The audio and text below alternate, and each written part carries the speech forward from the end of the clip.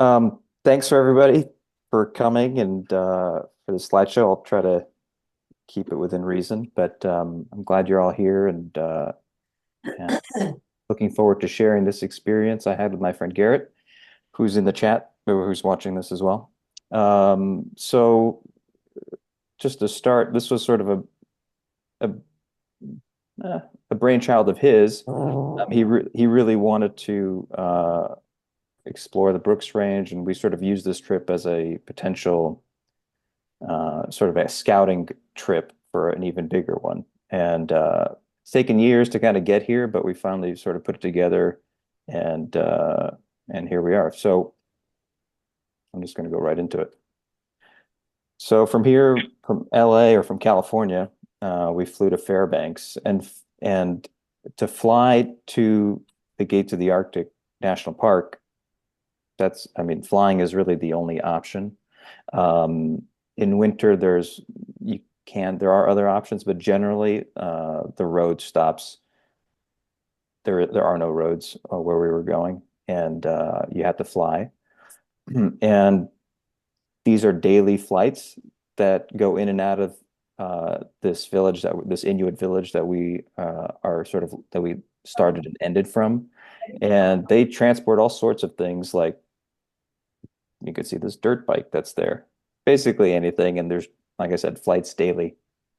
And as you fly above the landscape, this is the big Yukon River. And all right, so from the plane, we can actually see the Trans-Alaskan Pipeline System, and this is a oil pipeline that literally goes from the north of Alaska down to the south. I'll show you in a second.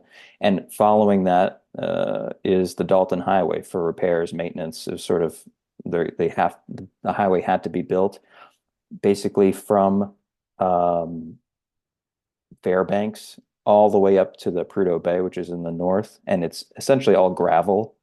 And that was required as part of the building of the Trans-Alaskan Pipeline System. I found, doing some research on the pipeline, I found it incredibly fascinating. Uh, it's 800 miles, and it goes from the Prudhoe Bay up in the north, all the way down to Valdez. And it was built in the 70s over a period of 3 years. And these PS labels here are pumping stations, and there's 12 of them. And it was built 11 miles too long because on purpose, because the temperature swings are so extreme that the pipe literally contracts by up to 5 miles. The temperature swings can go, the change you can see on the screen there, 150 degrees in temperature swings. So, and it changes through the course of the year. And the pipeline itself rests on supports. It's not welded or anything like that. And to keep it from freezing, it needs a certain amount of crude oil flow to keep it to keep it from not freezing and causing all sorts of problems. So they need a certain amount extracted and pumping through the pipe at all times. Um, it's uh, it's monitored via plane almost pretty much daily. Um, and because of the melting permafrost, um, in 2021, the pipeline that's relying on supports were twisted and bent. And because of the limited amount of oil left, so I think they were saying that the flow, the current rate of flow that's needed to keep it from freezing can last up until 2032. And unless there are improvements in the ability to heat the pipeline, it's essentially going to be um, finished. You can't pump. You have to have a certain flow, and they just won't have that unless improvements are made. So, and by law, Alaska is required to remove all traces of the pipeline once the extraction of the oil from Prudhoe Bay is complete. Unfortunately, the Dalton Highway, as we saw in the previous slide, doesn't is as a permanent sort of mark next to it. So even if they remove everything from the pipeline, the road that they built, the gravel road is there to stay. Um, and that purple line is the Arctic Circle, And this is sort of where we were headed, the Central Brooks Range. So it's well above the Arctic Circle. And you can see where we're headed in the gates of the Arctic National Park. And it spans from Western Canada all the way to the ocean. That's sort of the furthest north mountain range in Alaska. Um, Oops, excuse me. And just some views from the airplane, just fascinating things. And this is sort of the beginning of the Brooks Range. And the flight took about 2 hours. So we're talking about the nearest major town is 2 hours away by plane to this. And you can see in the summertime, this is the only access. In winter, you can actually take a cat, I guess what they call it, a cat from the Dalton Highway over snow to the village. But generally, this is the only way in summer. And this is the Inuit village of Anaktuvik Pass. Um, so just to go back a little bit, so this is in the gates of the Arctic National Park, which was a monument thanks to Jimmy Carter in 1978, became a national park in 1980. And essentially, the whole purpose was to maintain undeveloped areas, no trails, no roads, no infrastructure, wild and undeveloped character. But what happens is when they incorporated this town already, town is this village, this Inuit village already existed, and so there were some deals that were made later on to help that allowed these Inuits to sort of keep their way of life by using ATVs that were abandoned originally under the national park label, and to continue to hunt and continue their subsistence traditions. Um, and so I'm going to go back a slide or two. You can see the gates of the Arctic and then the Noatak National Park, Kobuk Valley National Park, those three in combination, probably one of the world's largest parkland areas. And humans have been around here for 7,000 years. Human habitation has been around for 7,000 years. The Brooks Range itself is about 700 miles long. And it's the highest point is only 9,000 feet. So it's not a tall range, but because of how far north it is, the alpine environment is pretty immediate at very low altitudes. Um, and it's and where Anaktuvik is, it's sort of right in the heart of caribou migration from the Western Arctic caribou, Central Arctic, and the porcupine caribou. And the porcupine itself, they have the longest of any terrestrial mammal on Earth, the longest range. And so this is Anaktuvik Pass when it was first incorporated in 1957. So a similar area where I was taking the photo, but this is where it's at. Um, and let's see here. So Anaktuvik means place of the caribou droppings. So like I said, it sits on a migration route, an ancient migration route. The population is 400 people right now, or just under 400 people, inhabited by the Nunamute, who are mountain Eskimos. And so their lifestyle is based on caribou hunting. They depend on meat more than any other living hunter-gatherer group. And let's see here. And it has a dual partnership with NPS to protect it from not only oil development, but allow them to continue their subsistence ways, their traditional ways of hunting and gathering.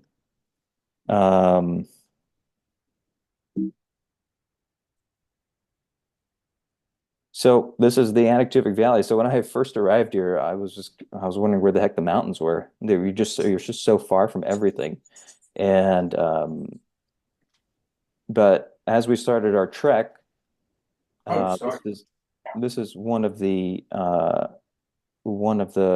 major crossings. This is the Anaktuvik River, and you can kind of see it's just iced over, which was a strange concept to me when I first got there. Everything else is mostly dry except for the rivers themselves.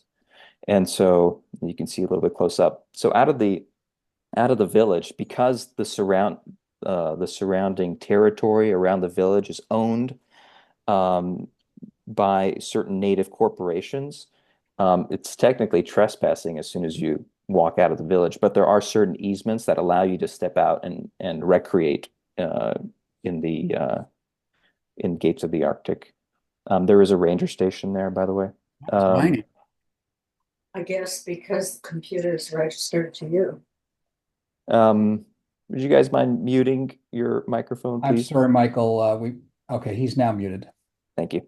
And so the first, I don't know, 16, 15 miles of our trek were on ATV tracks, as you can see there, because of uh, the Inuits' use of ATVs and the tundra being so sensitive that those marks were kind of permanent. They sort of helped guide us out of because it's so broad and wide, you can kind of go anywhere. It kind of helped us stay on track and I guess literally and figuratively onto our route. And so we kind of just followed the ATV tracks until they disappeared like they are here. So this is sort of the ends of the first day. Um, and as you can see, the tundra itself, so we're walking on tundra. There's no dirt, there's no grass. It's hard to tell here, but it's quite uneven. It's very soft in certain spots, and the rock is shale that's deep underneath it. So it's really quite how can I say it's just taxing walking, I would say. And these flowers, these mountain avens, were critical in our pursuit for solid dry ground. Now, through most of this trek, we were I don't think I had dry shoes for the entire trek. And pants dried out in the middle of the night, but we were always wet, basically from the mid thigh down. We were constantly crossing creeks, wading in bogs. The tundra is not dry, but anytime we saw these flowers here, we knew that the ground was a little bit better than anywhere else. And so as we're trekking up, we were going upstream to the headwaters of the Anaktuvuk. Now we've branched off to one of its tributaries, Gray Lime Creek. And this is just one of the many wildflowers that were out there. And so you're just going. Like I said, there's no trails, and we're following drainage systems, river systems. And we're north of the Continental Divide right now. And so the snow lingers longer up here. And the snow is actually in awful, awful condition, meaning we were post-holing, as you can see. Just every step we took, we sunk basically to our crotch. And for this particular section, we had long distances to traverse to get to where we need to get to, and it was incredibly frustrating. I mean, I don't think I've cursed so loudly and so much in my life for as long as I did. I can't even remember, but it was really taxing and quite intense.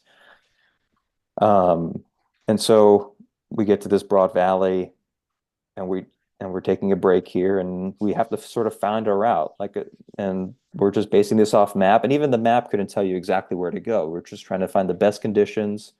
And the rock is incredibly loose. It's not like the Sierra where things are solid and there's granite. This is all sort of just loose shale. Every rock you see here will move. It doesn't matter what size it is. It's not tethered to anything. Um, and so we are just trying to find the best way over this particular pass. And we learned, or you'll learn as well, that there just aren't any names for most of these places. It's not a well explored area.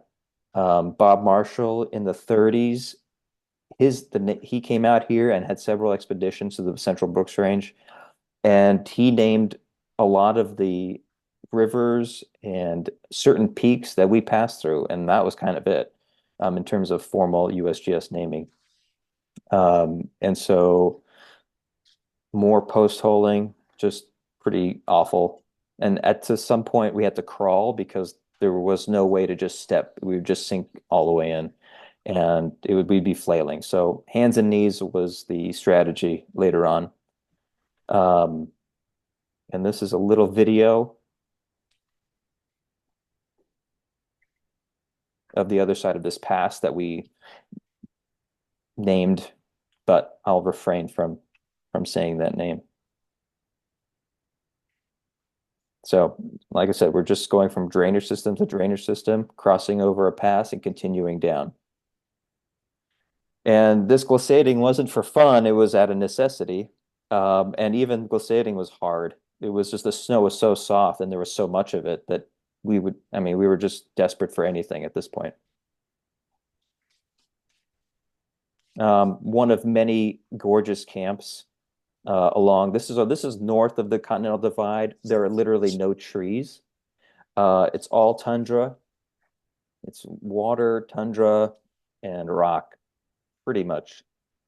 Um, and you can see Garrett's pants just constantly wet and crossing another river unnamed um, in this beautiful country. But the rivers, I don't quite understand why they were all iced over while everything else was melted. I don't know the science behind that. But here are just some shots from this trek.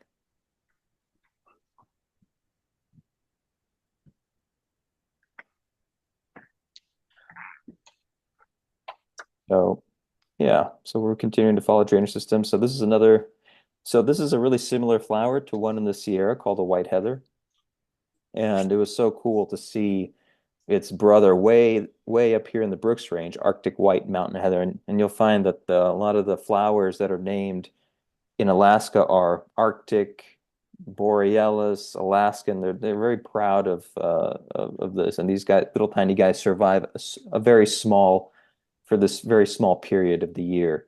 Um, there's a saying I think I read. It says, "Winter is reality, summer is a lie." So it's a really short window of period where anything could can grow, and um, and there just aren't enough warm days. There's only a few days throughout the summer where photosynthesis actually happens. Hence why the forest growth hasn't yet reached these these plains, these tundras.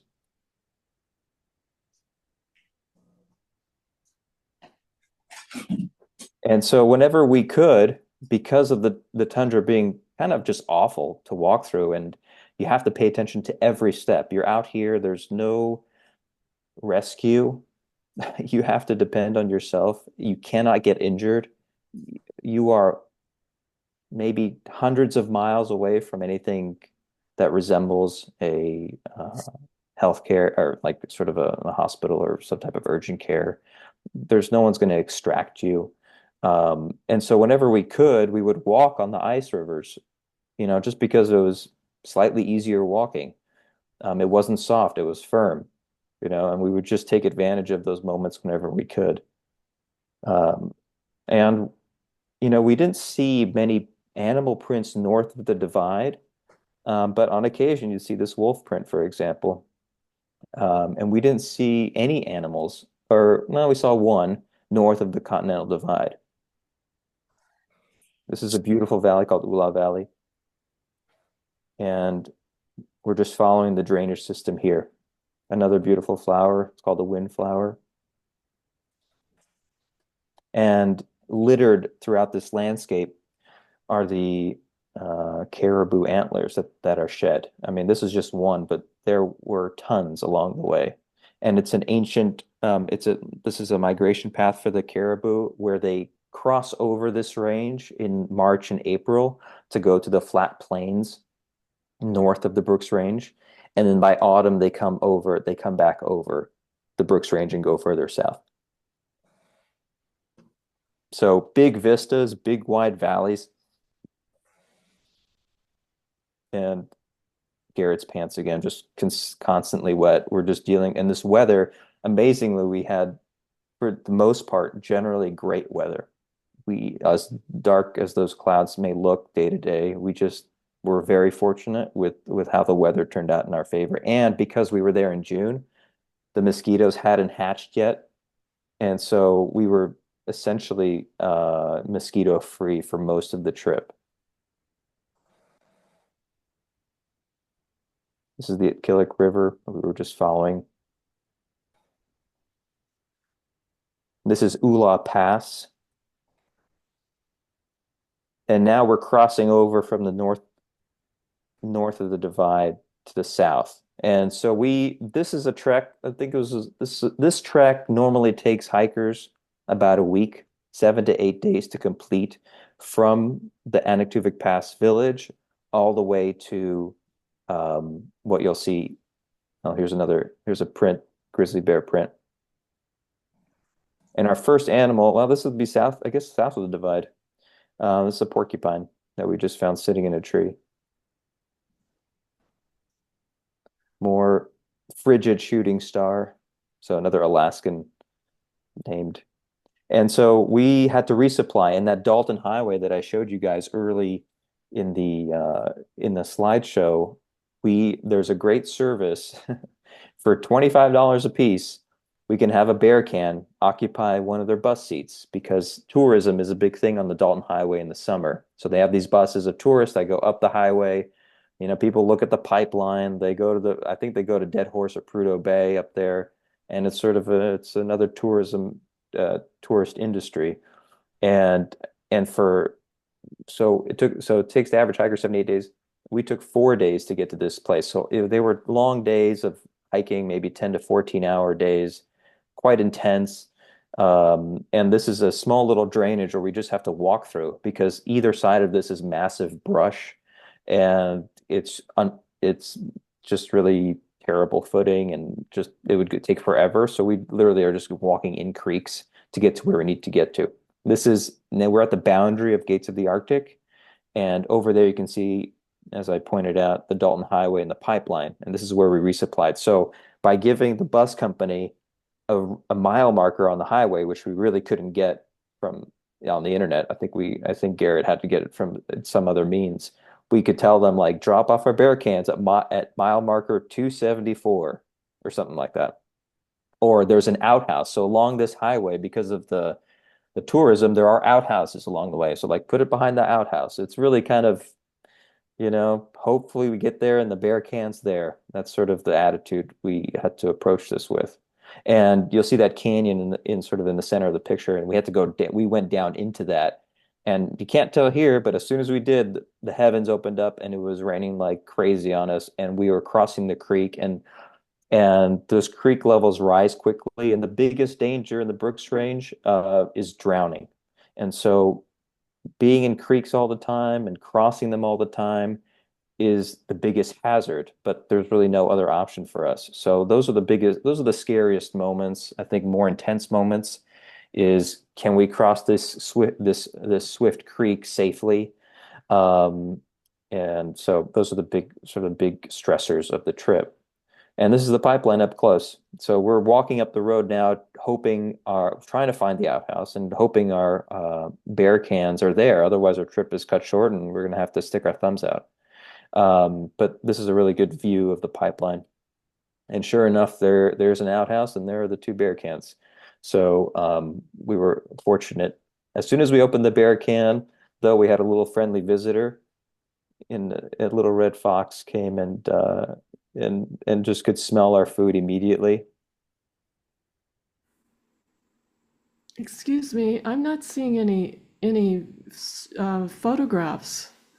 Is everybody else seeing them? Yes. Looks fine for me. Hmm.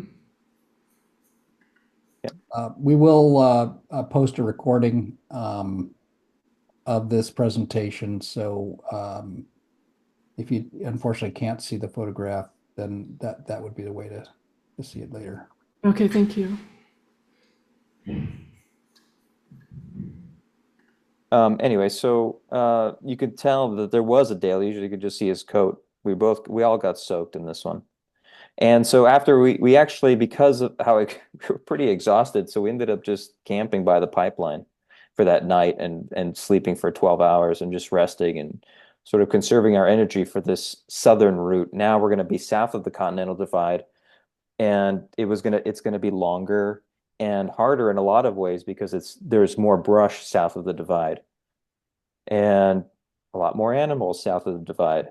And these prints were very clear from the get-go. And this is one of the first creeks. You can just already tell the difference between north and south of the divide. Um, the brush. Hi, you need a poopy? Hey Jim, could you mute your Zoom, please?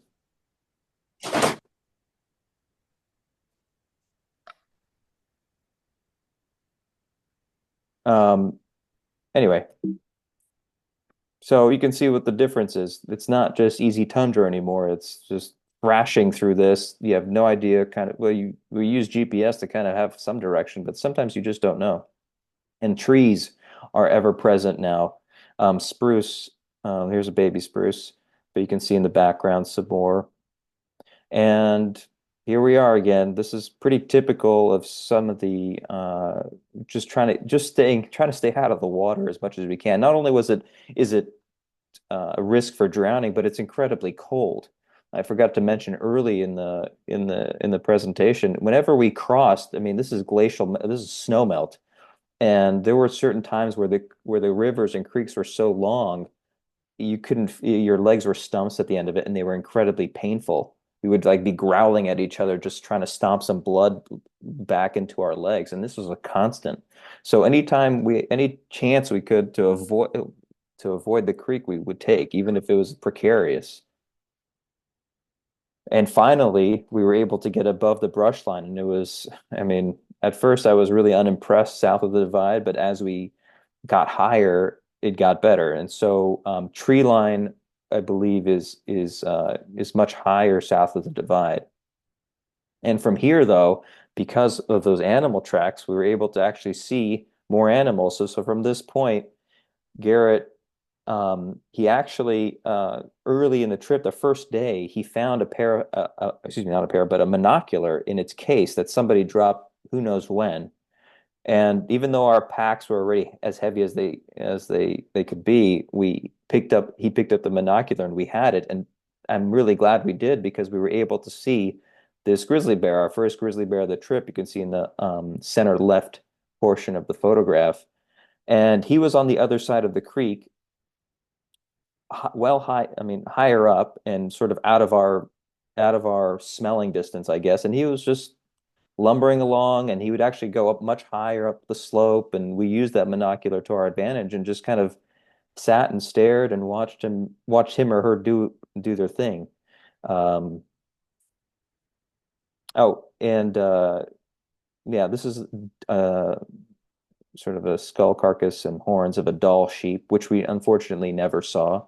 I believe they were hunted quite a bit, so I don't know where they reside now, the few that are left. But it was neat to see. And some of the best, and at this campsite, before we actually entered this campsite, we saw our only caribou of the entire trip, this sort of young, lone, antlerless caribou. I believe they must have been lost or something. I don't know. They were by themselves. There was no herd. It was the wrong time of year, but it was still cool to see. So, and it ran away from us as soon as it was able to smell us, I guess. And this is at, I don't know, 8 p.m., 9 p.m. And, north of the Arctic Circle, there's literally zero, there is no darkness. We didn't even bring headlamps. This is how it is at midnight, 1 a.m., 2 a.m. So I actually really like that, but it also makes the day, it doesn't feel like it's going anywhere. So you hike all day, 10 to 14 hours, and that circadian rhythm that you're used to just doesn't exist anymore. So you do the best you can, use an eye mask. I didn't use one, but the strategies to sleep in the middle of the day. I think we were just too exhausted to care. At least I was, each day. And you can see the bear pepper spray that we had. Um, and speaking of 24 hours of light, I was telling David earlier before we opened it up to you guys that literally tomorrow starts the 72 days of pure darkness in this range, in this area, November 15th. So for the next 72 days, it's just going to be pure dark, which is pretty wild. Another beautiful wildflower.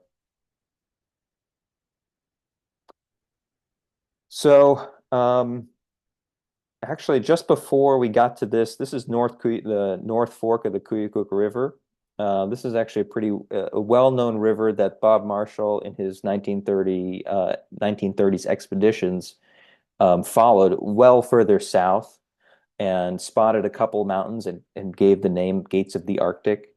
But this is well north of that.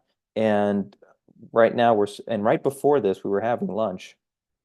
And I was at the creek because I needed water, and Garret was a little higher up on this sort of this this knoll hill, and he starts waving his arms wildly at me, and I think it's a bear or a wolf, and I'm like pulling out the bear spray. I'm like ready to like run or attack, and the feeling of being so vulnerable, just it's incredibly powerful up there.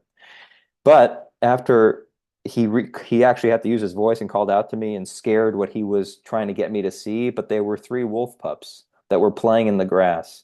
And I'd never got to see them, unfortunately, but he did. And by trying to wave me, he disturbed this beautiful scene, and that's that. So I never actually got to see them, but and he has the memory of it. No photos, nothing. But anyway, so we start after lunch. We have to get to this river, and we're like, well, how the heck are we going to get through this? So we're looking, and we have to another river, a fork of a river. We have to actually wade in.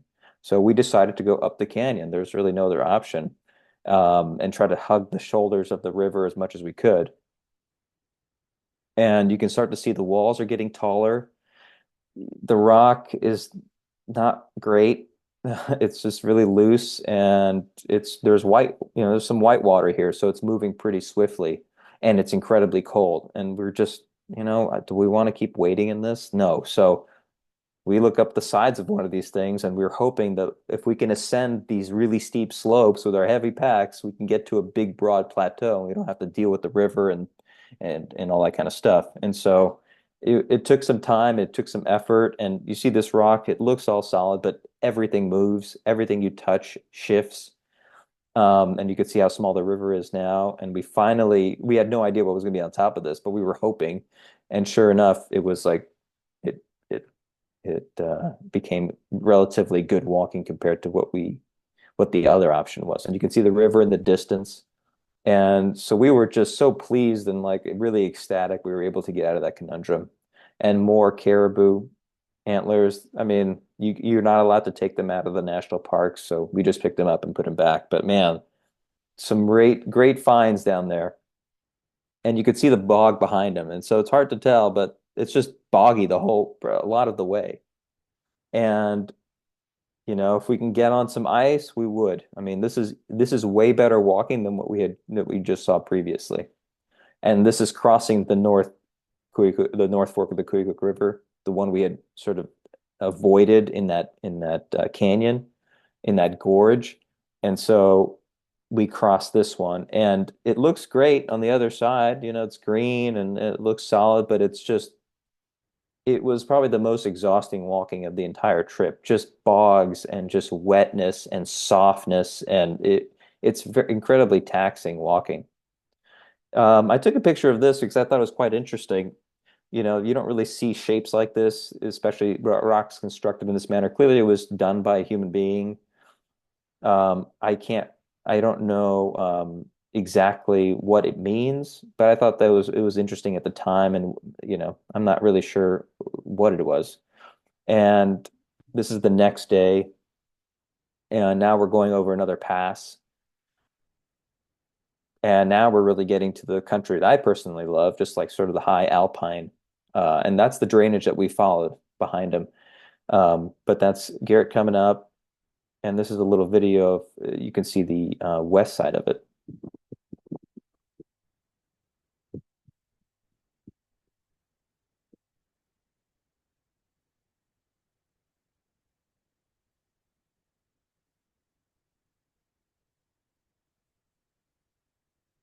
It's an incredibly stark place. It's if you're not, it takes me a few days to adjust to going from normal civilization life to something like this. It's a big whiplash. And by this point, it was great, but the first few days were really quite challenging for me mentally. And you can see just a little bit. So we were able to, walk this beautiful sort of black hill, this scree hill, all the way down to the creek. And the creek is much farther away. And that is Grizzly Creek, named by Bob Marshall in the 30s. And he called it Grizzly Creek, as you can imagine why, because he saw a grizzly. And this is just another view from the west side of the pass. And sure enough, came to fruition and we saw a grizzly. So this story, we were following the creek. I was on the south side and Garret was on the north side.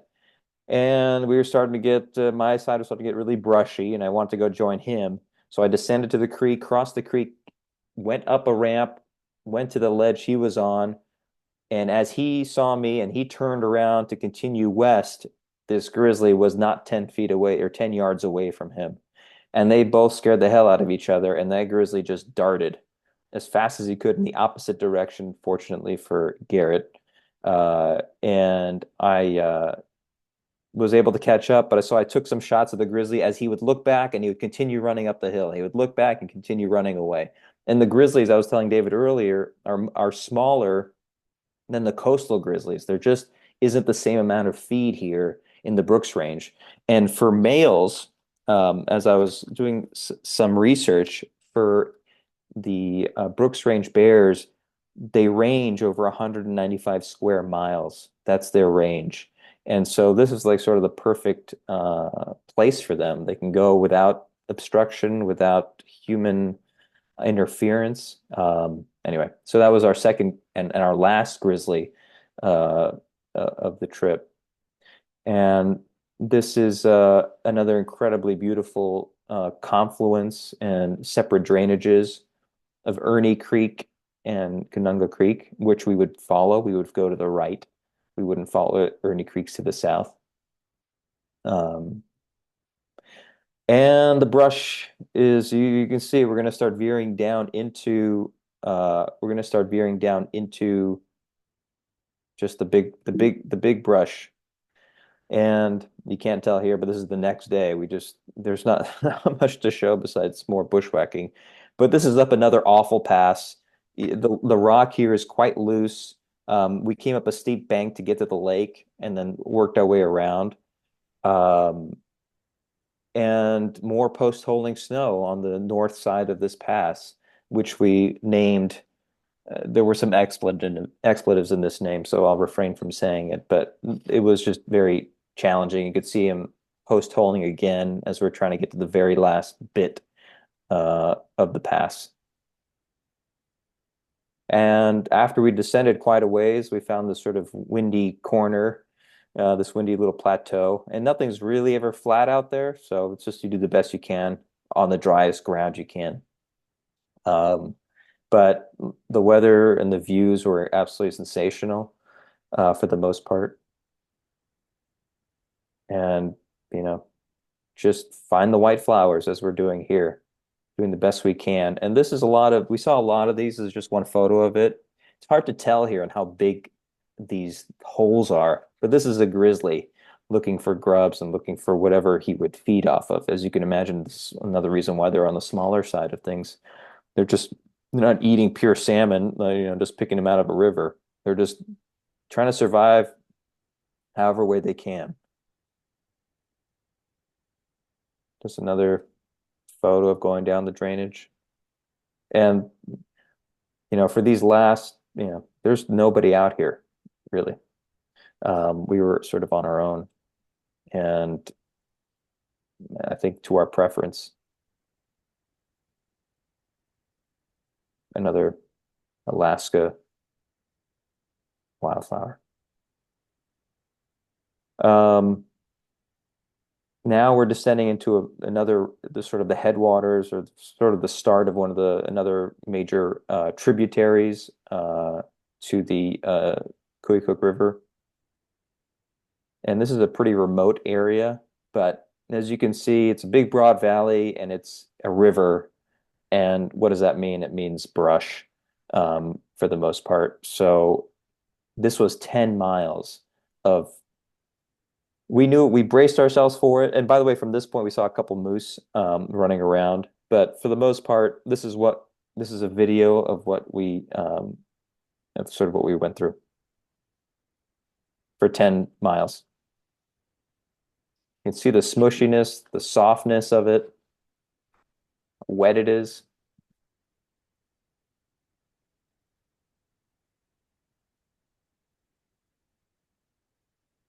And we had our bear spray quite at the ready because you don't know if you're going to scare a grizzly. You could be wandering through here.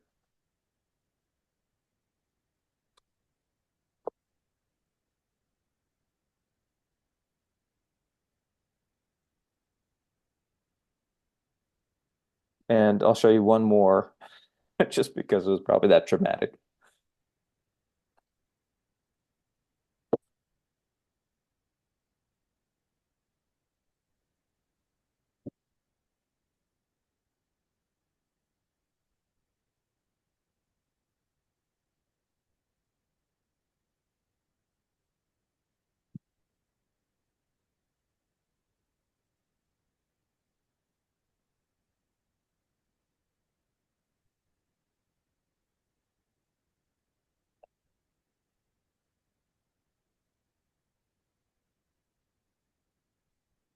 So we tried really hard to find a quote unquote best path.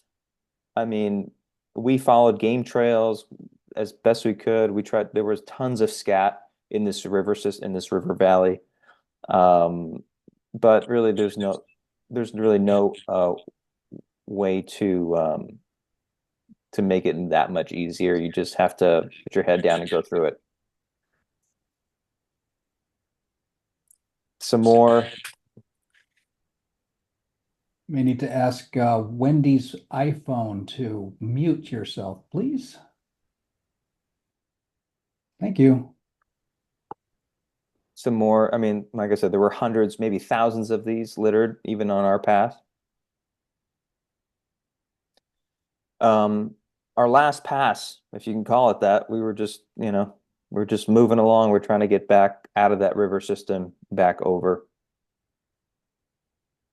And the weather was awesome. This is pretty typical for one of our days. And this is about 9 o'clock at night, by the way. And this is the day before the summer solstice.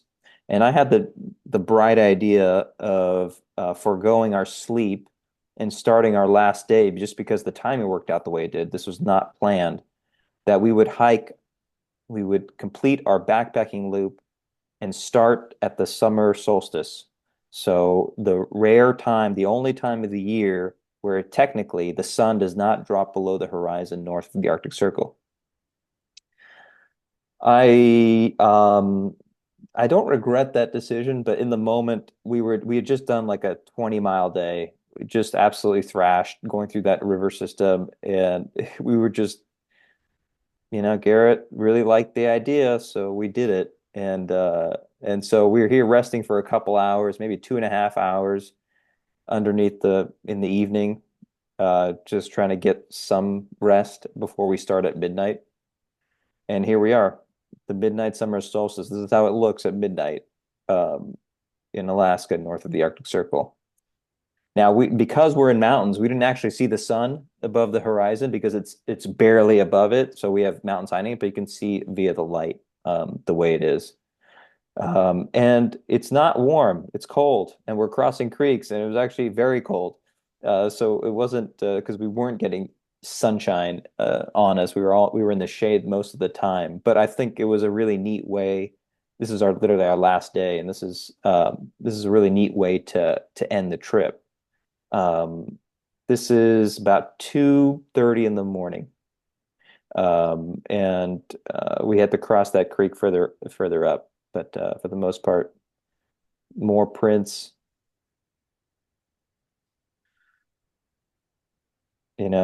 sort of taking another break. This is still 3 a.m., something to that effect.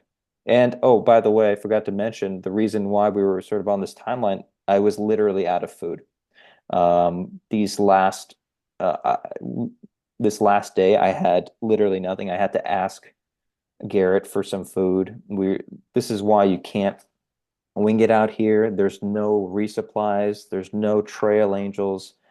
You run out, and unless you have like exquisite survival skills and know how to hunt and quarter animals and all sorts of things, you're going to be in a world of trouble. So, and this is us in the sun finally cresting. And here's the pass, back at the pass 9 days later. And these are the ATV tracks. You can start to see a little bit that were imprinted in the tundra because of their hunting.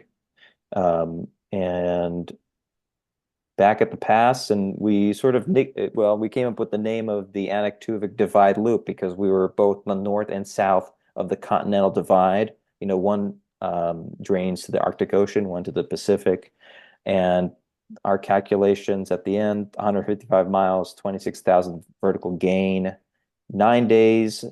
I had zero food left, and I lost about 6 pounds in those 9 days. It was an incredible experience, I would say. And, even coming back to the Sierra where I spend my summers, it felt crowded. It felt overwhelming. It felt an incredible amount of human impact compared to what I had just gone through, which I'd never gone through before. It was the first time I'd ever been in a true wilderness in that sense, where it felt like you were it could have been like, the 1500s or even obviously much earlier. It just could have been any time of year. There was very little human impact. Only at the very end, the last day, because of the flights that were coming in and out of Anaktuvuk Pass, you can kind of get a sense of human civilization. But for the most part, there's wilderness, and then there's wilderness, and this is the wilderness with a capital W. It's an incredible place, and at first, no matter how hard it was physically, it's a place I think we both want to go back to, and especially using pack rafts. Now, this was all on foot because of the way the river systems run there. You can actually do a lot of these long stretches by pack raft and avoid the brush. And so, in the future, a future trip of ours would involve pack rafting in some way to make life more enjoyable and a little bit easier out there. So this was all on foot, and I think that's all I got.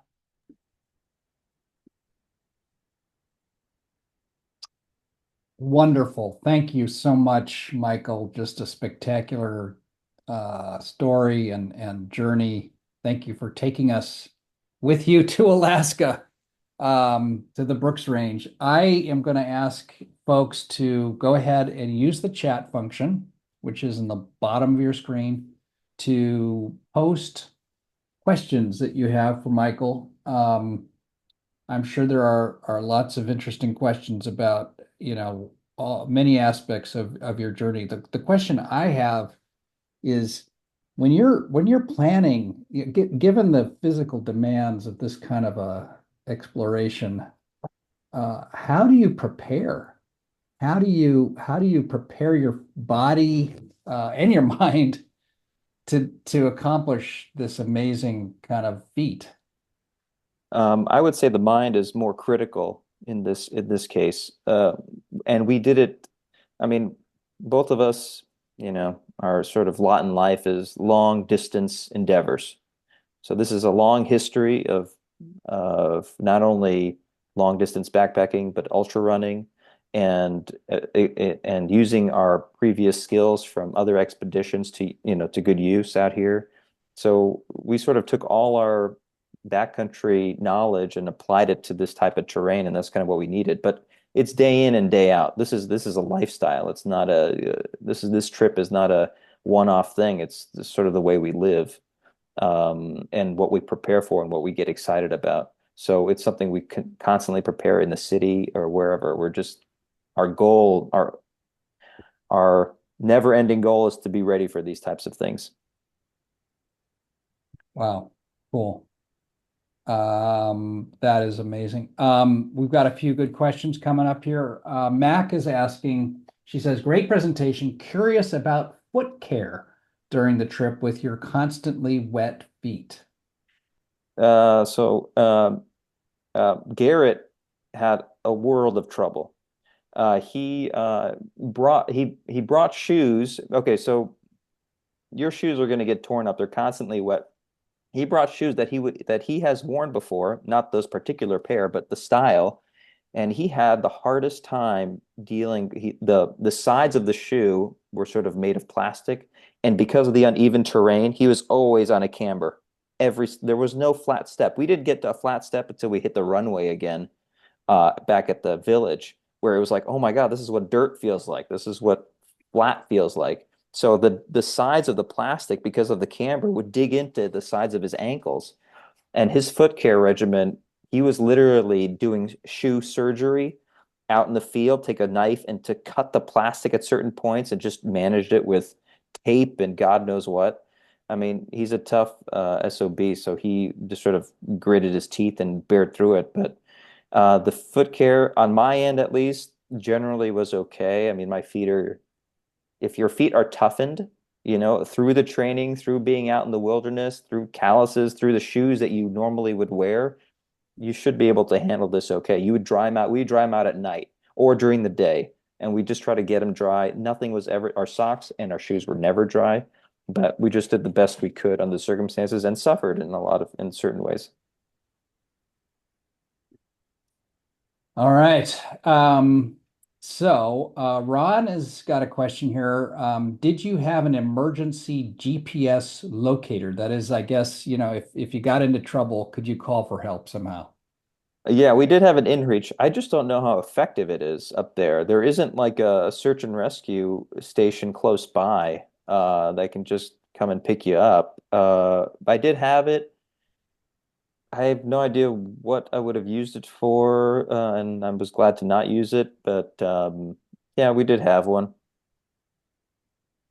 And did you have some sort of like just a GPS to know where you were on the map? Yeah, we used Gaia, which is a pretty common app on the phone, and we had printed maps as well, and sort of used the maps as an overview, and we'd use the GPS on certain occasions when we got into because as you can see, you can tell where you are out there. There's when you're above tree line, but there were certain things you just like more precise details. So we did use GPS at times, yes.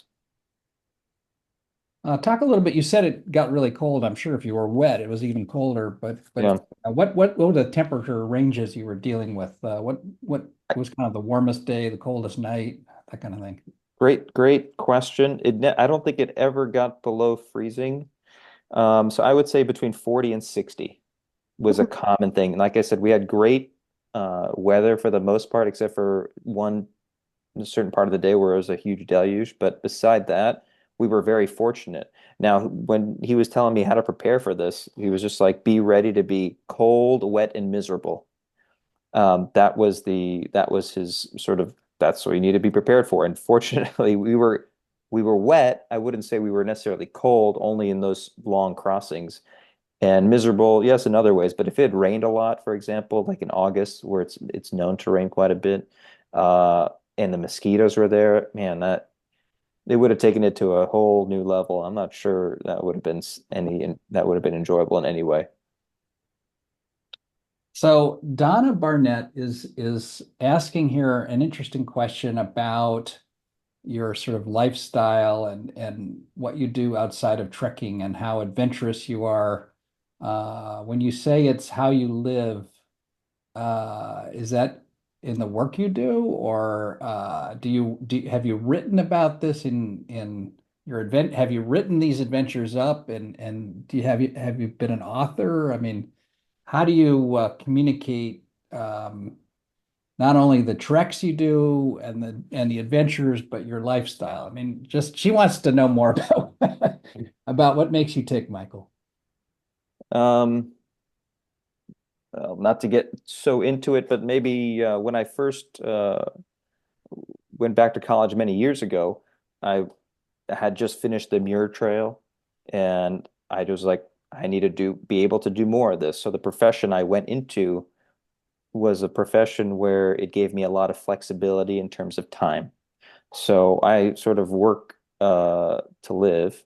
And so I have a job where I can leave kind of whenever I want for however long I want. I don't get paid for it. Obviously, it's contractor type work, independent contractor type work, but I set myself up where I can take months or weeks on end off and a modest income, but enough to get me to the outdoors. And so, a lot of my life is geared towards these trips, and what's in between is saving enough money for this trip, having enough time and sort of having things organized so I can go off and do this stuff. And that's sort of how I live now. I'm not saying that's going to last forever, but at least for the last 20, I'd say for the last 12 years, 15 years, it's been like that. So I sort of prioritize it. Now, there's other things that fall by the wayside. I'm not married. I don't have kids. I don't have a family. There's like a lot of positives that are in people's lives which I don't have, and you sort of have to decide what you're willing to give up because there is giving up. So it's not glamorous, I would say, but it's something that speaks to my heart. Nice. Well said. Thank you for sharing that. Back to the technical part of things. Ron is asking, how did the floorless tent work out? It's deceiving. There is a floor there and a netting. Okay. There was no way I would go without a netting in that country. I mean, we had two bug nets, head nets, just in case one was lost, which is easily done out there in the when you're bushwhacking. So we didn't actually use it, fortunately, but we had netting, we had floors, and we tried to be sort of intentional of where we camp, just in case it would rain a lot, because the ground doesn't absorb. I mean, it absorbs moisture, but to a limit. And so, there's all these things you got to think about when you're out there. There's a million technical questions that come to my mind, but one of them is, what did you eat? Can you say a little bit about your diet? I mean, because obviously you have to maximize sort of calories per ounce or whatever. Yeah, I mean, to some degree, I kind of just take my regular backpacking thing, which is I have this cereal concoction that I make for breakfast, which is like, literally cereal and whey protein and dried milk and freeze-dried blueberries. So I'll have that for breakfast, and then I'll snack throughout the day. I won't have a set lunch, and so I'll have from nuts to jerky to bars to chips to candy. Garret would say a teeth liquefying amount of candy, but I personally enjoy that. And for dinner, I'll have 2 packets of ramen and tuna, for example. Everybody kind of does it differently. I think there are more efficient ways. I think Garret had tons of bars. That was his go-to throughout the day, and he had beans at night. Anything that, and so another thing about it is the stoving options. On these small planes that take you to these villages, you can't bring canister stoves. So we had to use alcohol stoves, those things that are banned in California now because you can't control, but we can at least transport the alcohol onto the plane. And so we use that. And so, you just do the best you can with that. What Anyway. kind of pack weight are you dealing with? I would say based on because like I said, durable gear, we were prepared for pretty much any scenario, even to the point of neoprene socks for crossing. We actually don those several times just to keep our feet somewhat warm for prolonged stretches of walking. I would say my pack was at its heaviest, probably 40 pounds. Oh, that's not too bad. Except when you're going up those steep hills. Not anything really. It was just felt heavy.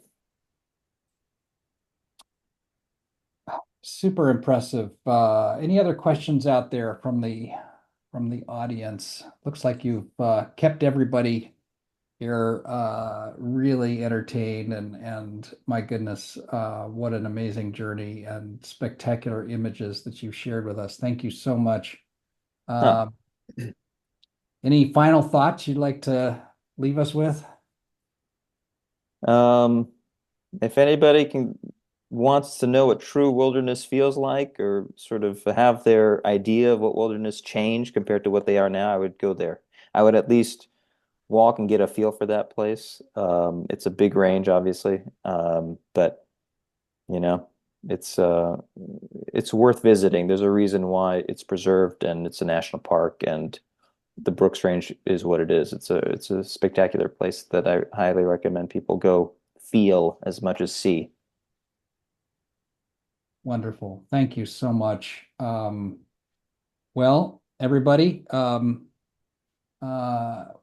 know it's just been a fabulous evening here with you, Michael, and really want to thank you for sharing this journey with us and the excitement of being out there in such wild country. Thank you. Thanks for having me, David. It's my pleasure. All right. Take care, everybody. We should stop the recording. Oh, Yeah. somebody asked about a camera, and I have just this beat up Sony, this mirrorless camera, this beat up Sony A6000 that I pretty much carry everywhere with me on excursions like that.